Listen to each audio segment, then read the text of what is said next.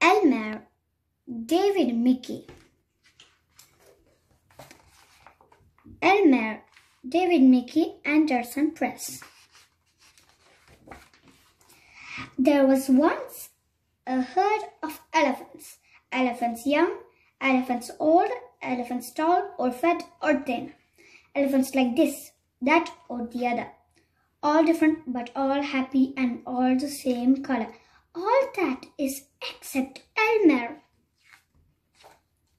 ELMER was different. ELMER was patchwork. ELMER was yellow and orange and red and pink and purple and blue and green and black and white. ELMER was not elephant color. Okay. It was ELMER who kept the elephants happy. Sometimes he joked with the other elephants. Sometimes they joked with him. But if there was even a little smile, it was usually ELMER who started it. One night, ELMER couldn't sleep for thinking, and the thing that he was thinking was that he was tired of being different. Whoever heard of a patchwork elephant? He thought. No wonder they laugh at me. In the morning, before the others were really awake, ELMER slipped quietly away unnoticed. As he walked through the jungle, ELMER met other animals. They always said, "Good morning, ELMER." Each time ELMER smiled and said, "Good morning." After a long walk, ELMER found what he was looking for. A large bush covered with berries. A large bush covered with elephant-colored berries.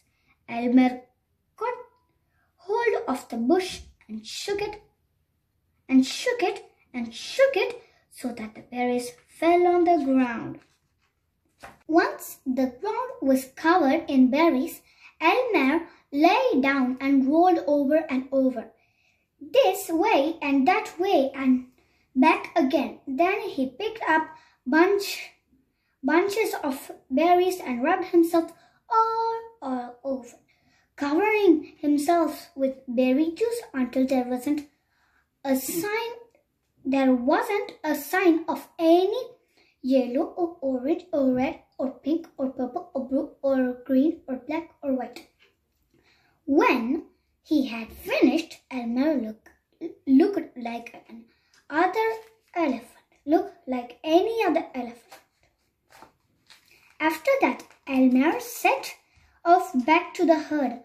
On the way, he passed the other animals again. This time, each one said to him, "Good morning, elephant." And each time ELMER smiled and said, "Good morning," pleased that he wasn't recognized. When ELMER rejoined the other elephants, they were all standing quietly.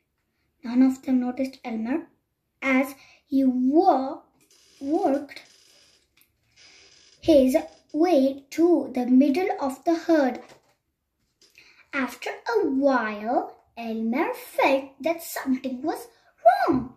But what? He looked around. Same old jungle, same old bright sky, same old rain clouds that came over from time to time, and lastly, some old elephants. ELMER looked at them. The elephants were standing absolutely still. ELMER had never seen them so serious before. The more he looked at the serious, silent, still standing elephants, the more he wanted to laugh. Finally, he could bear it no longer. He lifted his trunk up at the top of his voice, shouted, "Boo!" The elephant jumped and fell, always in surprise. "Oh my gosh, Aunt Golly," they said. and they saw Elmer helpless with laughter. "Elmer," they said, "it must be Elmer." Then the other elephants laughed too, as they had never laughed before.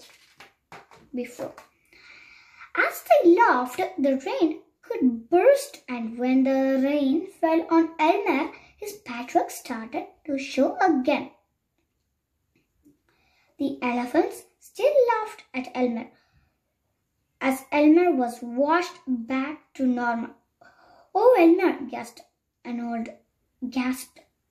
old elephant, "you've played some good jokes, but this has been the biggest laugh of all. It didn't take you long to show your true colors. We must celebrate this day every year," said another. "This will be Elmer's Day. All elephants must decorate themselves, and Elmer will decorate himself elephant color." That is exactly what the elephants do. On one day a year, they decorate themselves and parade. On that day, if you happen to see an elephant ordinary elephant color, you will know it must be Elmer. The end.